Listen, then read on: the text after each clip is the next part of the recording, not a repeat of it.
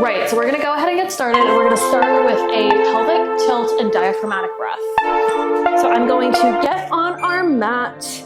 I'm going to arch my back off the mat. So look, I can take my hand, I can stick it under. Then I'm going to exhale and pin that back to the mat. So I cannot stick anything under my hand, a piece of paper, a penny, anything. This exercise right here, not a lot of people understand, but it's one of the most important core exercises you can do.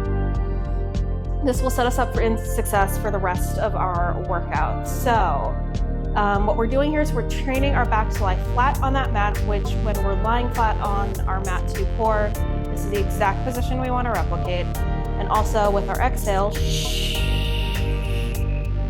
we're getting that transverse abdominis to activate as well, and that will help keep our abs flat, not just as we're doing core workout, but throughout day-to-day life. We want both to be active for core workouts to be maximally effective.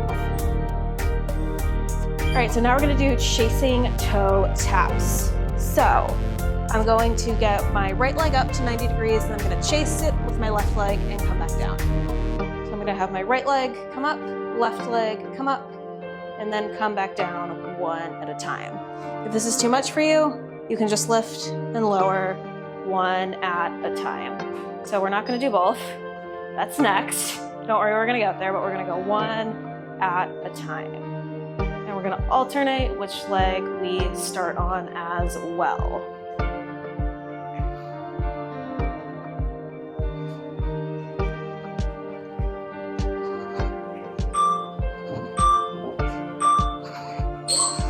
All right, next we're going to do a dead bug. So we're gonna build on what we did before, where we get our legs up to this position, and we're gonna drop opposite arm and opposite leg.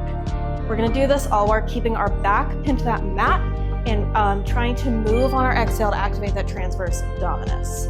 All right, so arms above my shoulders, legs at 90 degrees, and we're going to drop them one at a time.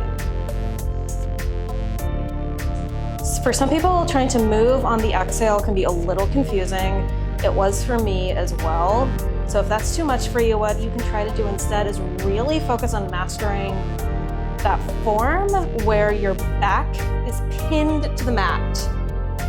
The most important thing you can do is keep that back pinned to the mat so it stays a core exercise and doesn't become a lower back exercise. That's one thing a lot of people don't understand, and that's why we like to start off with that arch and diaphragmatic breathing. All right, up next we're going to do a bird dog and a shoulder or knee tap. So I'm gonna get into my all fours position. Wrists and shoulders are in a straight line, hips are at 90 degrees. We're going to extend opposite arm and opposite leg, and we're going to tap opposite arm to opposite knee. Now, while I'm tapping my opposite arm to my opposite knee, I am not rotating. So when I do this, I'm not moving to one side. I'm keeping my shoulders and my hips as stable as possible. We do that, we're really able to activate that transverse abdominis, or that deep layer of our core. And we're also working on controlling the ability to move our torso, which is crucial for core stability.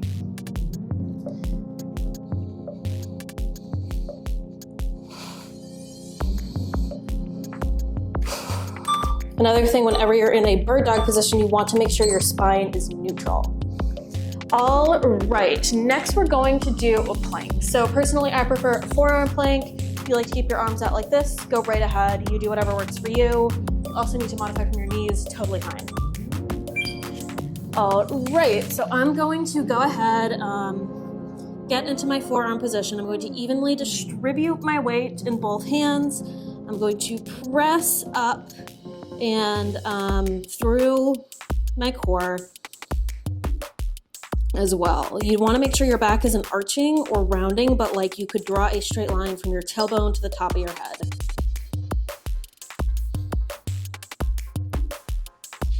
So sometimes I find like holding a plank for the extended period of time, the easiest thing for me to do is not to talk.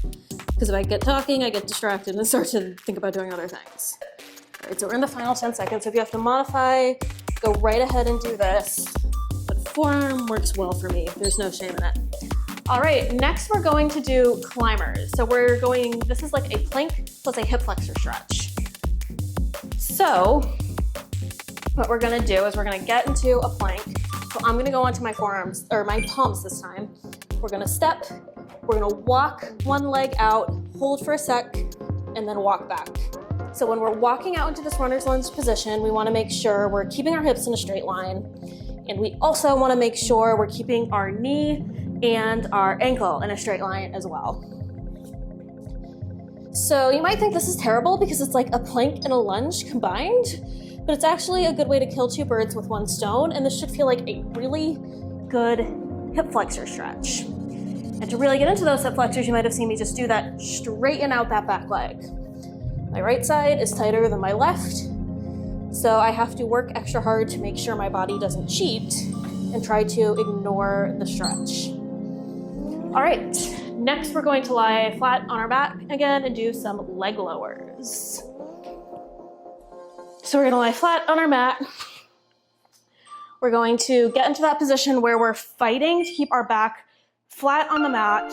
For me, what also helps is to imagine somebody's pushing my shoulders down too. And we're gonna lower one leg at a time, like so. Keeping my legs at 180 degrees. And this move right here will really tone those six-pack muscles. I want to move the same leg in each amount as well. So I am watching myself really hard on camera to make sure my weaker side doesn't cheat. Say for any workout, mirrors can be a big help as well. That one was a little low. To modify also, you could have gone from 90. All right, so next we're going to do a bridge. So we're gonna stay lying flat on our mat. We're going to press our legs down onto the mat, and we're going to lift like so. So with a bridge, you want to initiate the motion from those glutes and not that lower back.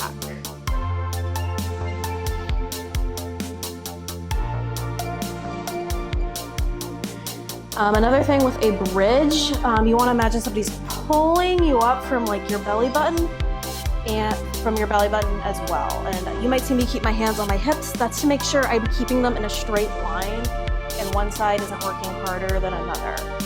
If you're not sure if you're feeling the bridge, try to keep your hands between your ribs and your hips, and using that to tell if one hip is coming up higher than the other. Because if one side's overcompensating, you might not be feeling it as well as you could on both sides. All right, up next, we're going to do a windshield wiper. So we're gonna get lying flat on that mat. We're gonna keep our arms out to a T, legs to 90, and we're going to twist to one side, tap for a beat, come back to center, twist to that opposite side.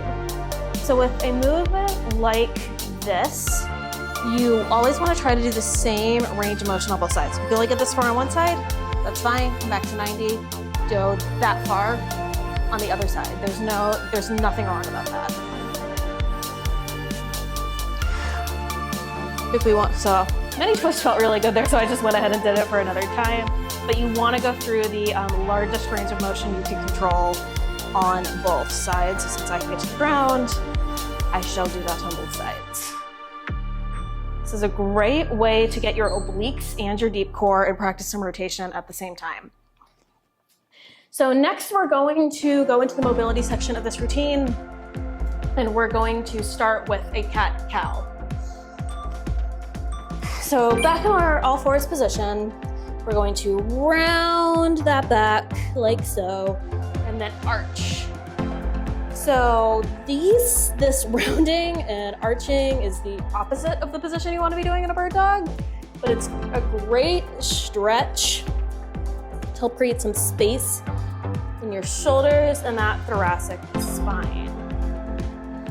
Again, you want to be in the same position where you have a 90-degree angle between your knee and your shins, and your wrists and your shoulders are in a straight line as well. You don't want to walk your hands out too far like this.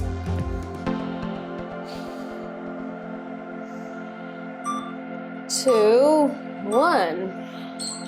All right, next we're going to do a quadruped hip flexor stretch. So we're going to do a lot of the same position. We're going to stay in the same position we were before, and then we're going to walk our hip flexor. We're going to walk ourselves into a 90-degree hip flexor stretch. All right, so all fours to hip flexor. So you might have noticed that like this workout isn't like strictly like crunches, and that's pretty intentional. So a lot of the times, like when we do movements like this one where we're working our core and working our hip flexor, we're kind of trying to kill two birds with one stone. A lot of the time, if you have a weak core, you probably have tight hip flexors, and if you just go do crunches for days and wonder why I don't have abs yet, that's because crunches alone isn't as effective as it could be because it's not tackling the whole problem if you still don't work on those tight hip flexors and getting your body into proper alignment. So next we're going to do a world's greatest stretch. So again, we're going to be working those hip flexors and that core again. So we're going to get first into a plank position, and we're going to walk out into that runner's lunge. We're going to keep our knee and ankle in a straight line, and we're going to reach upward, working those hip flexors and abs at the same time. So on my mini tangent from before, if you have a weak core, you probably have tight hip flexors. And if your hip flexors are tight and inhibiting the motion of your core, doing core alone is not going to solve all of your core problems. You need to be able to loosen those hip flexors so your core can move more effectively. And you can try to work on killing two birds with one stone. So that's why movements like this one and also movements like the climber we did earlier in the routine can be super helpful to do that. So now we're going to do an adductor rock. So I'm gonna get into this kneeling position. I'm going to stick my leg out to the side. I'm gonna point my toes up to the ceiling, and I'm going to hinge from my hips to feel the stretch.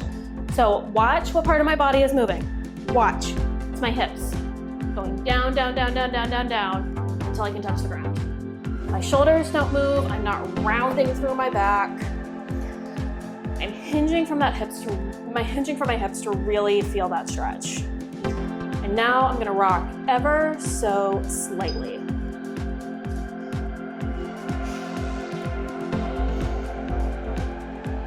If the rock is too much for you, feel free to just take it out and just hold. Yeah, we're getting to the point in the video where I don't know how to talk, so it's gonna be great. All right, we got 3 seconds left, and we're gonna do it on the other side. So back to my kneeling position, except now we're gonna go to the other side. We're gonna stick those left toes up, and we're going to hinge back from our hips to really feel that stretch in our adductor or our inner thigh. So my adductors feel chronically tight today, so this feels really good. If you struggle with the hip hinge and you can maybe only get this far, don't try to overcompensate and round through your shoulders to get to the ground. Try doing something like sticking a book or a yoga block down in front of you to help you really feel that stretch as effectively as possible. We don't want to cheat through any range of motion, because when we do that, we're just perpetuating a lot of existing imbalances, and that doesn't help us get stronger or more mobile. That kind of just helps perpetuate the existing imbalances and be 2% looser. All right, we have less than 10 seconds left here. If you did the rock on the other side, try to do the rock here. If you just held on the other side, try to do the hold here. But always work through a range of motion that feels good for you. All right, last exercise. Next, we're going to do child's pose. So we're gonna get kneeling on our mat. I'm going to stick my heels into my tailbone, and we're going to extend. I'm not a yoga instructor, but child's pose is a great position of rest and kind of a way to just take in the workout and everything you did to keep your strength in your core, release some tight hip flexors, strengthen all those muscles around your core, along your back, and help preserve the ability to move your core in multiple directions. This should feel relaxing, this should feel calming. This shouldn't be the most difficult part of our workout. We've already done that, yay! All right, that was a 10-minute core stability and mobility routine. This workout is great for teaching you how to use those core muscles effectively, really how to touch your rectus abdominis, your transverse abdominis, and your obliques all at once. This workout is also a great way to also maybe kill two birds with one stone and work on some movements that don't just strengthen your core, but also try to loosen up those hip flexors that might be tight and inhibiting how well you can move your core. If you enjoyed this video, please remember to like, comment, and subscribe. That is one of the most important things you can do with the algorithm to help a small channel like this one grow. Thank you so much for showing up for yourself. Thank you so much for working out with me, and I'll see you next week.